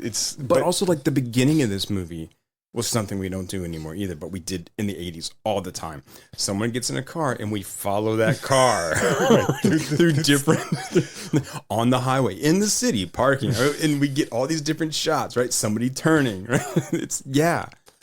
Also, this is an executive that has a Jeep. And when the Jeep was like a status, like a high status symbol. Like, why can't you get a real car? I know. A goddamn mountain climber to get in this thing. And what is it? I look good in it. I look good in it. Look, I drove a Wrangler.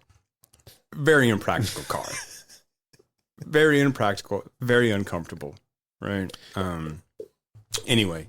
Are we done with nothing? Okay, yes, okay, all right. I think I've covered all the things I want to cover about it. Okay, let's get to another Reichardt film and let's talk about Old Joy. I was here 2 summers ago, totally private, no one around, and most of all, it has this otherworldly peacefulness about it.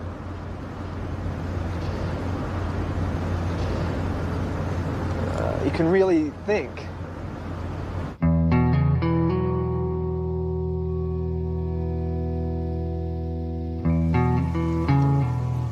Slow down, you want to go left. Really? Yeah. Well, he thought he knew where it was, but, remember who we're dealing with. We're super close. I never doubted you, man.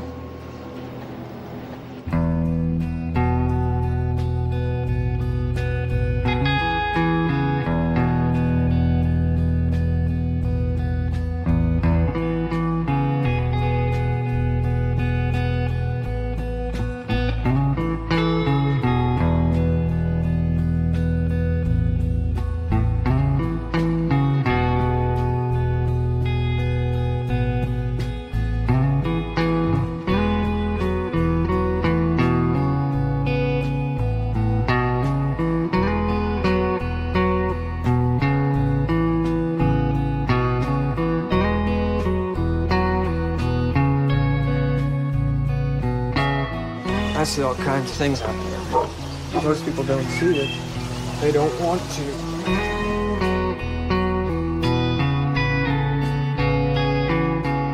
It's like climbing a mountain. Look around, you see trees and rocks and bushes pressing around you, and then you get above the tree line, you see everything you just went through, and it all comes together. You see that it has a shape after all. I'm just being crazy. I know. Don't pay any attention to me, okay? We're fine.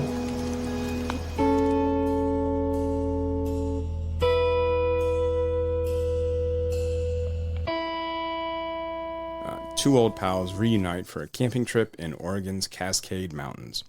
That doesn't really quite get to it, but I don't know how you'd like really like. I don't either. How you two old pals reunite to get naked at a hot springs and reflect on the disappointments of their life without saying as much. Say a ton without actually saying anything at all. Yes, but that's what makes this so true. This is right. As much as I love River of Grass, like this to me, like this seems like a growing up of like this seems like I'm going to start making like these serious type like films. I mean, everything about this rang 100% true. Yeah. Like the just from, and it's just so like the two leads, and obviously it's just a two-hander, but like they're so, everything's understandable. Every silence is wonderful. Every, conversation they have and the conversation they don't have is great. This is such a wistful and like involving film. This felt like, what was the perfect movie that you loved last year? Past Lives. This felt like an extension of Past Lives. I love it so much. I always forget the name. Right. Well, I will say it's not Perfect Strangers because that's a different thing. I saw it 4 times in like 3 days, and I still don't remember the name. No, I know. No, I'm serious. We see a lot of movies. It's hard. Like it's hard to like keep up with and that sounds like a lot of like a weird humble brag, but it is like you see a lot of movies and then we have to dissect them and then we move directly into dissecting something else. It's hard to keep everything straight in your head. No, it definitely is. And especially, whatever. But this feels like a heteronormative version of Past Lives, where these guys were friends in the past, and who knows how long ago they were friends. Most likely in college of some sort. There's a guy who's facing an impending pregnancy, and he wants to go camping with an old friend of his, but he probably doesn't really want to go camping with an old friend of his. Right. He just wants to get away from this impending pregnancy. Even his friends like, holy shit, man, I that's brave what you're doing. I've never put myself into a situation I couldn't get myself out of. And this is, I think, what something else that I find interesting about this film, and the fact that it's made by, I think, a female director too, is that we have kind of the two versions of straight white men. Right. So these guys are two sides of the same coin, to like be cliche, right? But you have this one guy who's he's looking at becoming a father. He's got a quote unquote real job. They have a house, right? They're very much this kind of whatever you want to call it, right? He's a normal family, and he is the man of the house. And then he's done the things you're supposed to do, right? He's followed the path. And you've got Will Oldham, who is more of like a aging hippie guy who's just carefree and just kind of goes out to these different places and is like, oh yeah, like last year I was here, and then before that I was there, and I spent some time doing this and this. He's just gone everywhere, right? Right. And so when they get together, you get the feeling that Oldham has bought a portable television, and like he bought a secondhand portable television and a secondhand cooler just so they can go on this camping trip, so that he can contribute in some way, right? Yeah. He's going and picking up money that he's owed by these people. He lives this kind of transient. He lives out of a van for the most part, right? Or at least he's staying with like another friend or something. Yeah, right. Yeah. Hasn't been in town for a while, right? And I think this is interesting, right? Because and I think it plays a part, like especially in kind of as the film goes, and especially the end, right? But yeah, he's got the van like kitted out, and it's a hard movie to talk about because again, not a lot happens, but it's just like if you're sitting there watching it and like understanding where both of these men are coming from, and the uncomfortableness what they have with each other, and then but also the comfort that they have with one another, and this they get to the campsite and it's an old couch that who knows how long that was been out there. I was just like, I don't know. I know. And they're just like, yeah, let's stay here. Right. And like they're having this conversation. Like you wonder how good of friends they actually were. Well, and they have this moment, right, where Oldham's like, look, I don't know what happened between us. Like things are, not like they were. And then the other guy's like, oh no, things are fine. Things are great. And like, you get this like weird kind of, there's that tension and uncomfortableness between these two guys who, right. And everyone has that kind of lopsided relationship too, especially as they're as the people pass in and out of your life, of like one person could have potentially attributed something more meaning to, or it could have been just simply meant more to them than it did to you. And especially if you have other things going on in your life that, I feel like, that sequence, that conversation was just his whole uncomfortableness with everything was just delicious. I felt like you sit here and you listen to these two men talk or not to talk. I did also think like when I thought it was a really nice framing device. Not even if it was a framing device, that's the wrong terminology, but I did think a nice like internal, almost internal monologue device where there's politics that's going on in the radio when he's all by himself, right? And all that kind of drowns out. And then when Will of them leaves, again, the politics are back on. He's watching him walk away. So like this kind of real life concern comes back in when he does. I don't even know if he really realizes that's what's happening for him. Is that this guy is what this guy represents to him or gives to him is this ability to escape. His ability to turn this off and to just exist in these spaces that he is either forgotten about or is kind of lost a concern for.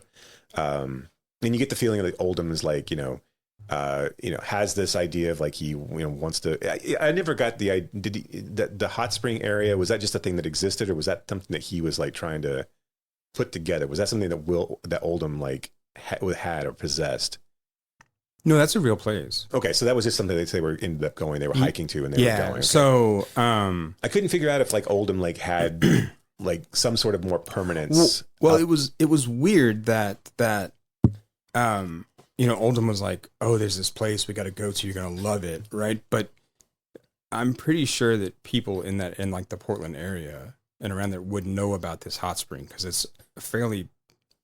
I don't know if it's famous, but there are like 3 different cabins like that, right? Okay. With different sort of soaking stations. Like you have to pay to get into it. Like, you have to, I know, right? I mean, like, and I guess there was an organization that was a volunteer organization that kept this thing up.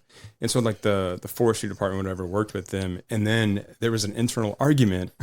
And so they like just kind of left. And then the forest department turned it over to like a concessionaire, which is why now you have to pay for upkeep.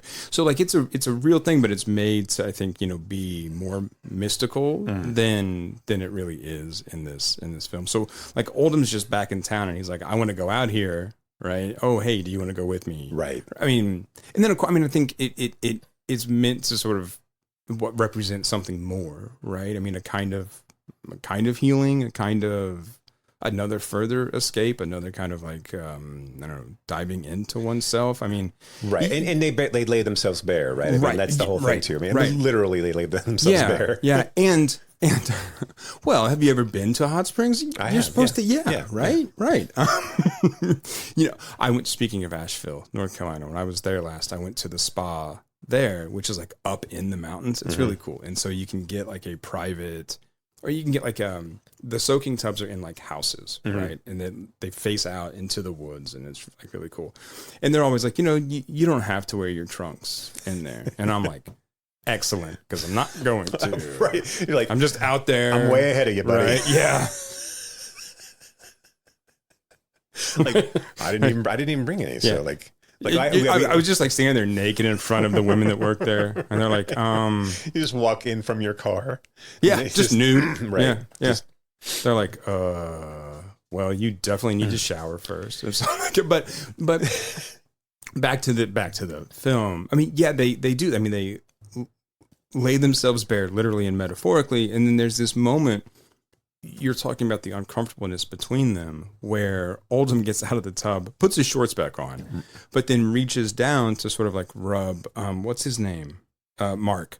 Rub Mark's shoulders, and he's so reluctant and so fidgety, and he's just like, what's going on? And then until he relaxes, right? And that uncomfortableness kind of goes away. And like you see it right on his face. And I mean, I thought that was, again, a kind of another nice moment and a nice kind of level of acceptance between them, whatever was between them. Right. Why isn't Oldham in more things? Like he's got just a nice look to him. Like it's such a, it seems like he could be a character. I mean, I know he's got a successful music career, and it's also wildly varied as well. Yeah. Like he's pretty prolific, but why wouldn't you just snatch him up and? Well, he was so good in A Ghost Story, right? Yeah. I mean, that was such a when he's sitting at the fire talking about quarks and string theory, and I mean, I understand this stuff, right? I mean, I do. I understand it. I think, like reminded me of that scene too. Right. The universe is a giant falling teardrops. Like, And I love that that gives you like these glimpses of like why these men would have probably separated. Yeah, like sure. Right. Like there's only so much. Like you can't, like he talks about like he goes off to that event with the friend that's like, hey, do you remember this guy? And he's Yogi? Like, yeah, you remember Yogi? And he's like, yeah, that guy owed us money. He like stiffed us on rent. He's like, oh, I don't know about that, man. But like, I forgot about that. But like, we were at this thing. I saw him at this thing, and like we had this great time. And I think he got laid, man. Yeah. So like, I mean, you almost get the feeling that these guys were better like in a group. Yeah. Right. Yeah. Yeah. That like one-on-one, they maybe weren't. Yeah. But that whole conversation about the string theory portion of it, and like him trying to convince himself that it's like, what's funny about, I took some physics classes, but what's funny is I know more than those guys. I know more than them. It's like, you're just like, it's like, yeah, it's like, like the universe is this big giant teardrop and it's just always falling. And like, no, like, hey, have you ever talked to someone who's read Robert Pirsig's Zen and the Art of Motorcycle Maintenance? No. Okay. Yeah. Isn't this kind of, it's that kind of conversation, right? You're like, okay, so you read like one book. Or anybody who's like into metaphysics or like, and says metaphysics. Right. No offense, but just don't talk to us about it. All right. Like there's certain things like Ayn Rand, metaphysics, Christian nationalism. Just leave those topics on the table. Right. Just don't. Yeah. But I don't know why Wilhelm's not in more things, because I always think why doesn't he? I mean, he gives good face, right? I mean, he really does. He really does. Yeah. And he's willing to drop trout. So, I mean, you got to figure that's worth something these days, right? Well, which is weird, because I'm willing to do that, but nobody has. And nobody offers to pay me. Calls. Maybe now. Maybe now they will. All right, we'll see. Yeah. Or maybe I don't know if it was well known that you're willing to drop trout, but now that you're putting it out there in the world, do you think that'd be a different kind of red room? The people might have come a calling. Hey, look, man, I'll do anything for $1. No, I'm kidding. I'm just kidding. I really like the end of this film too. Yeah. I mean, I mean, these two men, right? Mark pulls up to his house and he's reluctant to get out of the car, right? I mean, he just kind of sits there and looks at the house, right? And then Will Oldham is walking around this town that he doesn't recognize anymore. Right. I mean, there's a scene earlier where they're talking about a record shop that's no longer around, and he's like, "What? It's gone?" And Mark's like, "Yeah, things have changed." And you just you see this guy kind of start to figure out, like, I should sell my shit on eBay. That's what I should do. That's what I should do. But then he's walking around, right? I mean, the city, and you just see him constantly looking. I mean, listener, I'm like turning my head like I'm looking, and I know you can't see me. But I mean, but just recognizing like I don't know where I am anymore. Right? And so these two guys that don't really belong where they find themselves, but don't know how to get out, don't know how to leave, or don't know if they should leave. Yeah. I mean, and that's where the connection, I think, between like River of Grass and this, like, I mean, hits for me too. Right. Yeah. This feels like a quieter Cassavetes type film too. Oh yeah. Like this feels like if husbands had just not spoken every like 2/3 of the dialogue, this would have been kind of the same feeling of like, what do we do with these guys, or what it would? I mean, or if all of husbands were just Cassavetes in the bar with that woman just going, exactly. Right? Yeah. Then that. I also will say, I think more filmmakers need to lean into these shorter films. Like I think like you watch the first 3 things that Reichardt's done, and it doesn't equal up to 3. Oh, it does equal up to 3. Barely equals up to 3 hours, right? I think knowing and having that, I don't know if it's confidence. I don't know if it's just a matter of this is where the story went, but like not trying to flesh this out another 20 minutes. Like the same thing with River of Grass. I mean, like, because if you try to flesh out River of Grass, you very easily end up with smiley face. Right. And if you try to flesh this out, you end up with people starting to look at their watch. Yeah. Right. I mean, like this, not that you need to do a gimmick, but this film should almost feel real time. Like it's just, I mean, like this, like if you were just to go with these guys and stay with them for an hour. But I mean, like, yeah, I think this being able to say, hey, I'm going to make an hour and 13 and that's going to be my movie. I think that's pretty impressive in the sense of like, I would imagine most, if not all, feedback to her for this was like, oh, we need more of this because it's not going to play at, like, we can't, like, no one's going to go see it at an AMC if it's only an hour and 13. They're not going to go pay, $15 or whatever it would have been in 2001, 2006 actually. And maybe they would, but I mean, they obviously wasn't playing at AMC anyway. But like, I was going to say, it was never going to do that, right? But I mean, I think that's, I don't know, not to overburden the point, but I think it speaks well for her to understand the story that she's trying to tell and in the constraints she's trying to tell it. Is First Cow her longest film? I think so. I'm not sure, but I think so. I mean, Showing Up and Certain Women are under 2 hours. I think it is. And that's only like, that's just over 2 hours. Right. I like, I mean, as much as I like long, difficult films, I also like a director who knows how to do minimalism really well. Yeah. And I think this is that, right? I mean, there's so much, right? I think we wrongly equate length with substance, right? And oftentimes that's just not the case. It's just filler, right? It's just filler, or it's show, right? Or it's 4 montages. Right. In here, we coming just directly off of Nothing in Common, right? I mean, like if had that had a little bit more confidence to it wouldn't need all that. Like, you would have a better grasp. Think if that was an hour and a half long movie, like how more engaged you'd feel with it. Yeah. How the story would have so much more import and like to feel a little bit of urgency. Here, we're just like, I always remembered Jackie Gleason being in that more. It was weird when I started watching it, the other night, and I was like, I thought he was in this a lot more than he is. What did he do right before this? Because that's the reason he did this movie. Oh, it was Smokey and the Bandit 3. Oh, and so like he was like, take this movie because you don't want your last movie to be Smokey and the Bandit 3. Yeah. And good call, I guess. Yeah, but no, didn't Todd Haynes have something to do with Old Joy? Yes, did he help produce it? Produced okay, that's what it was. Yeah. Produced it, yeah. Yeah, because they were buddies or are buddies, right? And this is written with the guy, and it's from a collection of his short stories, as well as Wendy and Lucy, right? Yeah. Yes. Okay. Yeah. And it's her dog. Yes, I love Lucky. Right, yeah. Lucy. Didn't they call him Lucky? I thought they called him Lucky. No, Lucy. I swear to God. So I heard Lucy at one point too. Because that's her dog's name. Right. Yeah. I swear they called him Lucky at one point though. Too. No.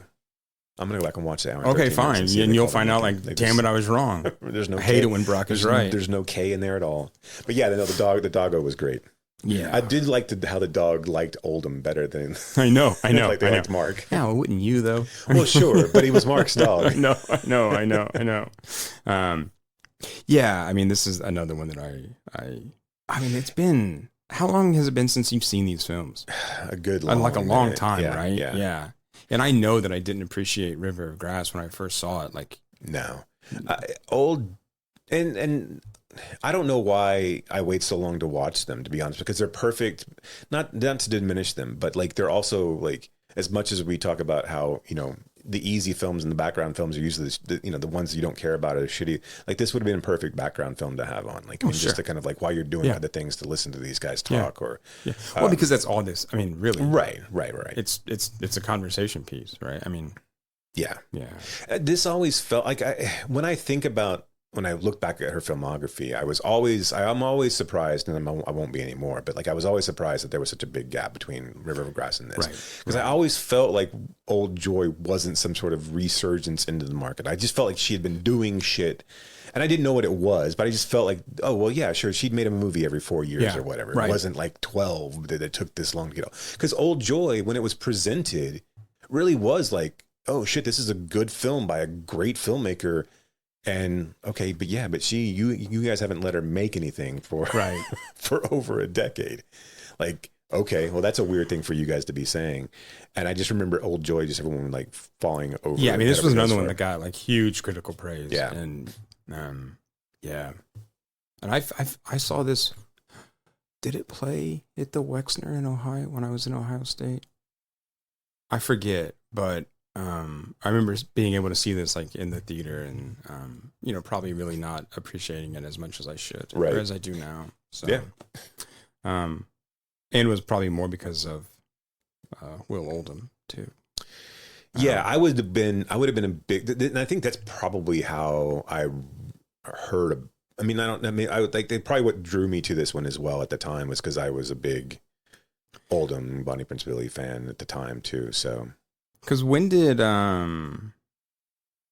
what's his other band? Like he has another Palace. Yeah. And then there's another one, the right? Palace Brothers, right? Yes, Is that what it's called? Yeah. What was the record that? When did I See a Darkness come out? When was that? I want to say later, but I'm not sure. No, it came out before. Yeah, it was 99. Oh, okay. But for some reason around that time, wasn't it 99? I don't know. You said it was. I just said yes. I did, but I don't know. Who knows with me? You but said I remember we should kill little girls. I said okay. Fine, I know. Yeah, this is So January 99. But I remember like that one. That wasn't his most recent one, but it was one that was on heavy rotation for me. Yeah. At that time, which was 5 or 6 years later.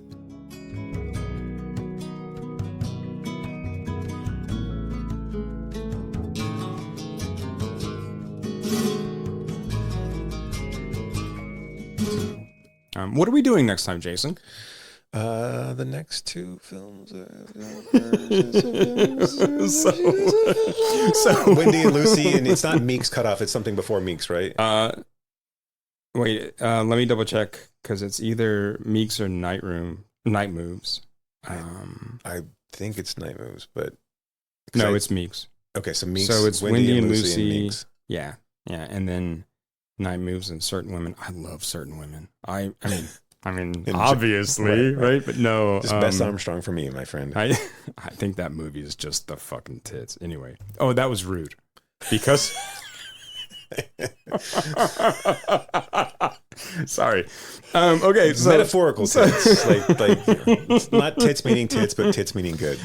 So next time, we'll take a look at Wendy and Lucy and Meeks Cutoff. Well... We'll do some other stuff in there. Yeah. There's other movies that are out. We'll find some new things. It's still October. We'll watch some horror films. I actually want to see that It Came From Inside, that Netflix film. Have you seen? Oh, yeah. Okay, so maybe we'll talk about that. Yeah. And then you'll probably end up talking about Joker at some point because I'm going to make Brock see Joker too, just so we can. Okay. Yeah, I'll go. And then we're going to sing every song from Joker's 2. Joker's 2. Man, I'll go just I'll go get buckets of popcorn at the Draft House and just hang there. Why didn't they name it Joker's 2? Like we're all like Joker's like TOO. Yeah, TOO. Jokers, TOO. What was I going to say? Oh, I don't know. So I just want to leave everyone with this kind of idea and thought. Apologizing for your tit statement. Yeah, well, I'm sorry about that. I didn't think about that. I am unironically pumped for Den of Thieves 2. Yeah? Absolutely. I need to go back and watch the first one again. You don't. No. Because then you're just going to be like, this is just a Heat ripoff and why? Sure, right. But Butler exists in that world for me where he's not ever in great movies. He's just always in like solid fucking... I think he's actually good in Den of Thieves. I mean, like, it almost like seems like the perfect kind of role for him. Name me a great Gerard Butler film. No, I can't. But name me a good one. You can name like a watchable film. Yeah. I don't know. I mean, what do you think about Law Abiding Citizen? Because that one kind of divides me a little bit. I have not seen that for a long, long time.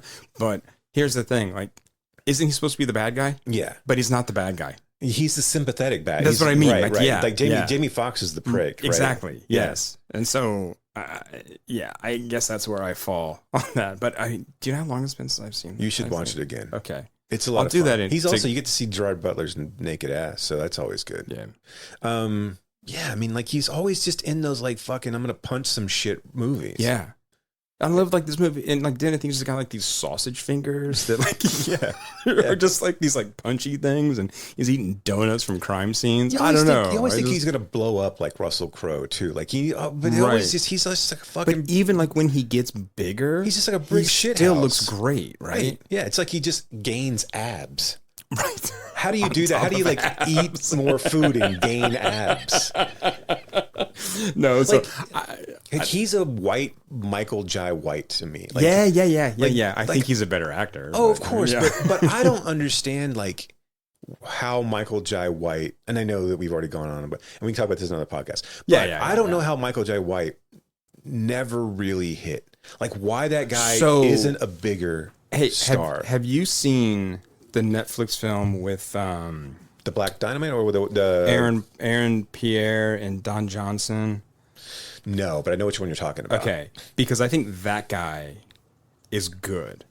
He was also in Foe. I don't know. Did you ever see Foe with Saoirse Ronan and I don't think so. Paul Mescal?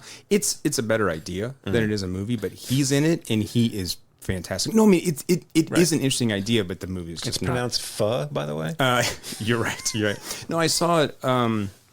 Did I see it last year at the Heartland Film Festival? And I mean, I was excited and it was disappointing, but it is, what is the name of this film? It's like Ruby Revenge Ridge or something. Oh, it just came out. Yeah, Rebel Ridge. I've been meaning to watch that actually. Yeah, I think he's really good, and he's this kind of like new action guy, right? Okay. Who's a better actor than Michael J. White, right? Yeah, I could be saying his wrong name. Yeah, no, I don't know.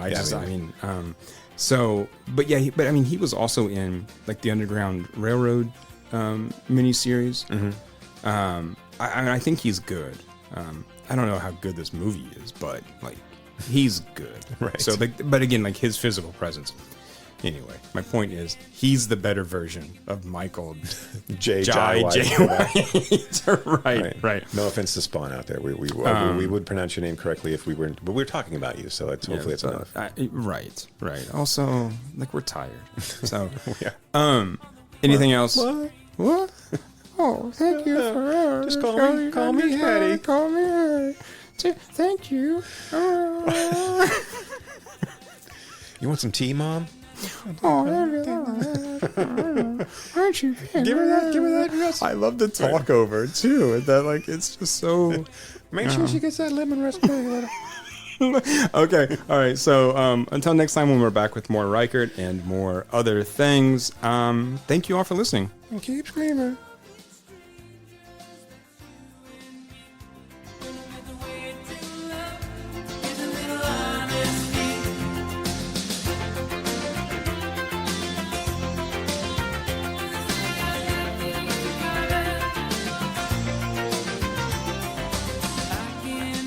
You have been listening to Why Does the Wilhelm Scream with your hosts, Brock and Jason.